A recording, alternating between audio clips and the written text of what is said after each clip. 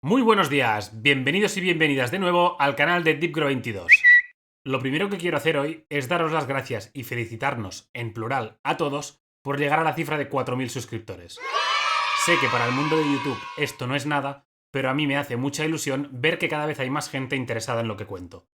Dejadme, en esta ocasión, dedicarle el vídeo a las personas que decidieron hacer una donación como muestra de agradecimiento estos días atrás. Me encanta también ver cómo la participación en los comentarios de los vídeos es altísima. Muchas gracias. La semana pasada subí el vídeo comentando los resultados de T. Rowe Price, a petición vuestra. Os dejo el enlace por aquí por si os lo perdisteis. Al final del vídeo pedí que escogierais la temática del siguiente, y lo más votado fue comentar los resultados de Realty.com.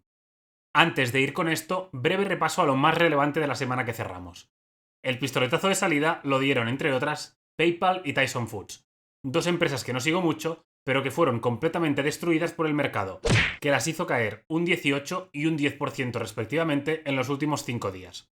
De PayPal no vi más que el titular que subí a Twitter, pero algunos me pedisteis que echara una ojeada a Tyson y lo que vi fue bastante surrealista. Entró en pérdidas por una total incapacidad de trasladar la subida de precios a sus clientes, nadando completamente a contracorriente si se compara con la gran mayoría de empresas de consumo defensivo que ya han presentado. El martes, Amadeus, Endesa y Gestam nos mostraban que el país protagonista de la semana iba a ser España, con unos resultados muy sólidos, que indicaron el camino a seguir a otras archiconocidas como Merlin, Miquel y Costas, Ferrovial o ACS. Amadeus anunciaba la vuelta al dividendo, y en general, todas las empresas nacionales sorprendieron para bien, recordando aquello de evitar las etiquetas a la hora de invertir. Y si el lunes teníamos un par de decepciones, antes de cerrar la semana aparecieron otras tres. Bayer, HR Block y Disney sufrían importantes caídas al presentar unos números que decepcionaron al mercado. La alemana sigue teniendo problemas para remontar su mala racha, y nos mostraba una generación de efectivo realmente pobre. En el caso de Disney, creo que el mejor resumen lo tenéis en el vídeo que subí hace no mucho sobre la batalla del streaming, con la famosa empresa del ratón y Comcast como protagonistas. Os dejo el link por aquí y os recomiendo verlo, porque es un contenido muy completo sobre dos empresas que pueden estar en rangos de precios interesantes, aunque esto lo tiene que juzgar cada uno. Y ya que estamos, os recuerdo que tenéis que tomar vuestras propias decisiones después de analizar las empresas por vosotros mismos. El contenido del canal es meramente informativo y no supone una recomendación de operar en el mercado en ningún sentido. Como os decía, hoy veremos los resultados del primer trimestre de Realty.com. Para quien no lo sepa, se trata de uno de los REITs comerciales más grandes de Estados Unidos. Voy a comentar las principales métricas de los estados financieros y como he recibido muy buen feedback de las aclaraciones teóricas que voy dando, os iré contando lo que creo que puede ser interesante para comprender los números de un REIT. La empresa paga dividendos de forma mensual y lleva 29 años aumentándolos, aunque si tuviera que destacar algo realmente interesante, os diría que sus principales inquilinos son empresas con negocios bastante defensivos, hecho que reduce algo la ciclicidad típica del sector inmobiliario. De hecho, la propia Realty.com, en sus presentaciones, suele hacer referencia a esto, destacando que el binomio retorno total por unidad de volatilidad es mucho mejor que en el resto de REITs del sector. O dicho de otro modo, que el comportamiento de la inversión, teniendo en cuenta precio más dividendos, supera al de sus comparables si añadimos también cómo de amplio es el movimiento de la cotización. La beta es una métrica que mide la volatilidad de una acción respecto al índice. Si el valor es 1, significa que la acción es igual de volátil que el benchmark de referencia. Por debajo de 1 implica menor volatilidad y por encima de 1 mayor. Pues bien, para que os hagáis una idea, Realty.com tiene una beta de 0,6, mientras que Simon Property, por escoger otro que conozca la mayoría, la tiene de 1,05. Un rate más cercano a Realty sería Federal, con el ticker FRT. Si lo consultamos, vemos que la beta es de 0,91. Así que parece cierto esto que destaca la directiva de la protagonista de hoy. Empezando en la cuenta de pérdidas y ganancias, vemos unas ventas que suben un 17% año a año, que está bastante bien, aunque ya os avanzo que el crecimiento habitual de Realty es mucho menor, exceptuando estos últimos ejercicios que ha ampliado mucho capital. Luego os comento algo sobre el crecimiento de los rates relacionado con el número de acciones en circulación. Realty.com adquirió B-Rate a finales de 2021, una compra bastante relevante. Como os podéis imaginar, la mayor parte de los ingresos de un REIT vienen de los alquileres que cobra por sus propiedades. Así que un par de puntos importantes a revisar son qué capacidad tiene de subir las rentas a sus inquilinos y cuál es su nivel de ocupación, puesto que cada mes que un edificio no se alquila, El ingreso es cero, pero el mantenimiento y los impuestos hay que seguir pagándolos. Para hacernos una idea de la capacidad que tiene de subir los alquileres, se pueden consultar las ventas que ha tenido la empresa en dos periodos diferentes, ajustando el número de tiendas para eliminar el efecto del crecimiento o decrecimiento en número de propiedades o en metro cuadrado. Aquí vemos como en este caso nos hemos quedado prácticamente planos, con una subida testimonial del 0,2%. La empresa nos deja una tabla de los tres mayores responsables de estos cambios en las ventas por tipo de industria. Lo tenéis en la parte derecha de la pantalla. En esta segunda diapositiva lo tenemos por tipo de propiedad, y nos muestra que lo poco que tienen en industrial se ha comportado mejor en términos de subida de ingresos. Además, abajo vemos cómo se calcula esta métrica, siendo las propiedades excluidas en el cálculo la variable que más impacta en el ajuste comparativo. Los datos de ocupación son de lo mejor de Realty, tanto si miramos el dato aislado como si lo ponemos al lado de sus comparables. Fijaros que incluso en periodos muy complicados como los años 2008 o 2009, los niveles de ocupación se sitúan en valores realmente atractivos. En esta gráfica tenéis los datos de la empresa en naranja comparados con la media de los rates del SP500 en azul. Si continuamos bajando en la cuenta de resultados, entramos ya en los gastos. Como siempre os digo, me voy a centrar en lo más relevante para tener tiempo de comentar algo más aparte de los números. En la primera línea tenéis la depreciación y amortización, que sube un 12%. Para saber si esta subida es normal, y teniendo en cuenta que normalmente la normativa contable y fiscal obliga a depreciar el ladrillo de forma lineal, podéis iros al balance y comprobar el cambio en el valor de los terrenos y edificios del activo, y ver si la subida o bajada del valor de estos se corresponde con el de la amortización. Ojo, no esperéis que os cuadre al decimal, ya que puede haber cambios en la valoración de las propiedades o algún tema fiscal que sea diferente. Lo digo simplemente porque si veis algo muy exagerado, investiguéis a qué se debe, sin más. Si seguimos con los gastos, tenemos el pago por intereses, que sube un 45%, que es mucho. Esto ha sucedido por dos motivos. Una subida de la deuda neta del 20% y un incremento en los tipos de interés pagados. De todos modos, también os digo que la deuda ha ido subiendo acorde al EBITDA, así que el clásico ratio que calculamos se queda prácticamente igual que el del año anterior. Voy a seguir y al final dedico unos segundos a hablar de la deuda. Si sumamos las líneas que nos faltan de gastos relacionados con las propiedades, generales e impairments, que ya expliqué en otro vídeo qué eran y qué impacto tenían, vemos que la subida total de costes nos deja un comparable de casi el 19%. Si ponemos esta cifra al lado de la subida de ingresos, ya vemos que el margen operativo se ha resentido un poco. Hasta aquí he mostrado información suficiente para ver que a Realty Income le está costando un poco incrementar sus alquileres al mismo nivel que sus costes. Con todo esto nos vamos a un beneficio neto que sube casi un 13%, con un tipo impositivo prácticamente idéntico al del año pasado. Con lo que tenéis en pantalla podríais sacar una conclusión. El beneficio ha crecido, pero la empresa es menos rentable. Fijaros cómo el cambio en el beneficio es inferior al de los ingresos, y es que los costes han tenido algo más de fuerza al subir en este trimestre. Si nos vamos al beneficio por acción, ya veis que perdemos toda la subida y nos quedamos planos, señal de que ahora la tarta la tenemos que compartir con más gente. Voy a pasar a la siguiente tabla para explicar un par de conceptos importantes. En primer lugar, en la última línea veis cómo efectivamente el número de acciones en circulación se ha incrementado más de un 11%. Y es que debéis saber que es muy común que los REITs se financien a través de continuas ampliaciones de capital aparte de la deuda. Voy a hacer un pequeño break para dejaros una reflexión interesante. Una vez las empresas ya han hecho la oferta inicial para salir a bolsa, en teoría, no les debería importar cómo se comporte la cotización, ya que ellas no ganan ni pierden nada cuando las acciones cambian de manos entre inversores. Pero hay varios motivos que hacen que esta afirmación no sea del todo correcta. Pensad que hay directivos que cobran bonus según el precio de cotización. Luego, la empresa puede tener autocartera, acciones propias, vaya. De modo que prefiera un precio pumpeado y además, finalmente, la madre del cordero, que es la financiación a través de la emisión de acciones.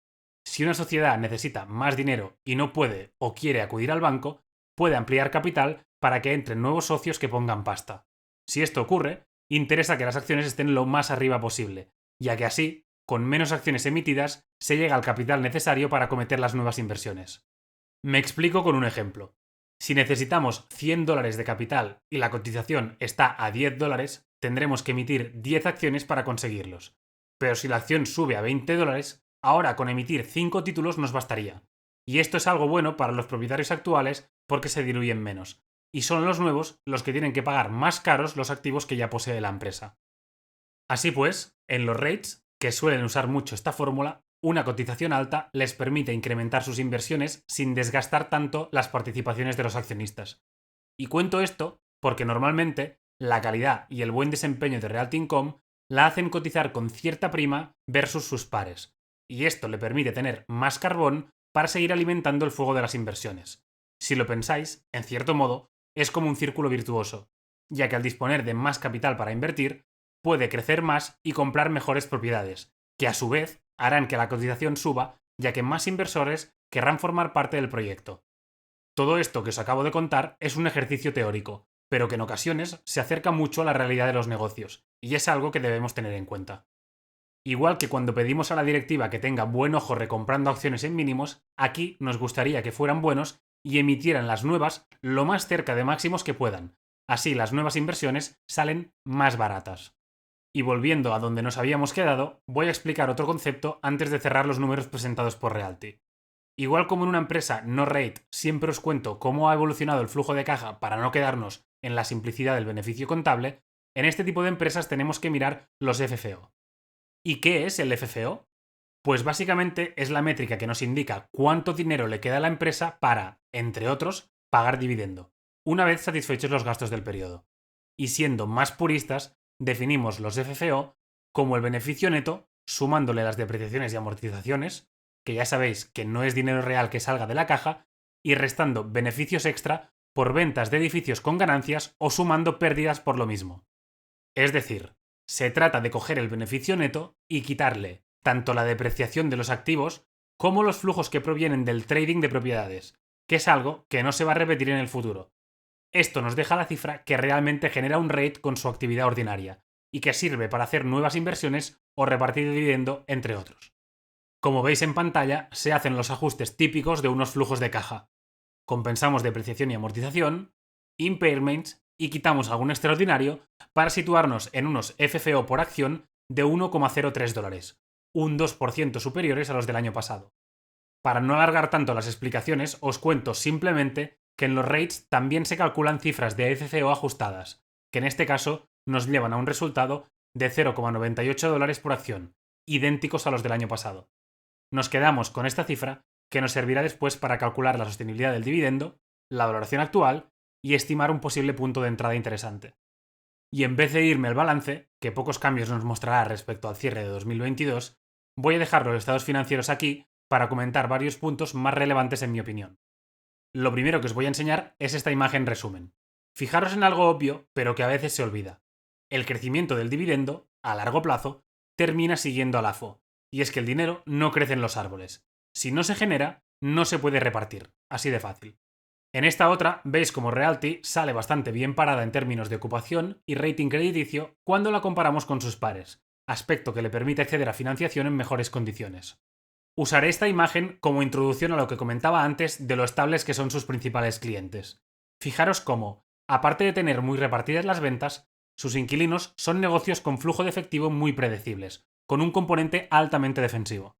Pensad que las tiendas como 7-Eleven o CVS, por nombrar algunas, aguantan muy bien los ciclos de depresión económica, de modo que no es habitual que dejen de pagar sus rentas. Y si por industria y clientes está bien diversificada, a nivel geográfico también presenta una buena distribución de ingresos, aunque es cierto que su negocio core está principalmente en Estados Unidos. Por tipología de propiedad, ya veis que es básicamente un REIT comercial con algo de industrial. Y con esto cambio de tema y dejo la diversificación para contaros algo de la modalidad de los arrendamientos. De forma rápida, un net lease es un alquiler en el cual el inquilino se ocupa de pagar los gastos de mantenimiento, seguros e impuestos vinculados a las propiedades.